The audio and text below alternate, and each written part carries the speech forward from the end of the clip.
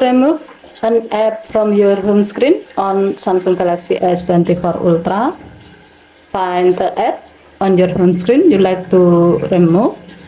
However, if you have multiple home screen, you might need to swipe the screen to the left to find the app.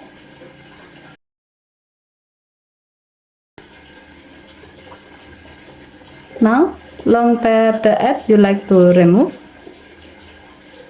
and then tap remove on the pop-up. You can see that the selected app has been removed from your home screen. As a note, if the option to remove an app or other item from your home screen is grayed out, make sure to disable lock home screen layout option first. Once done, the option to remove should be available and you can use it to remove the selected app or item from your home screen. Okay, thank you for watching. Please help to like and subscribe. Have a nice day.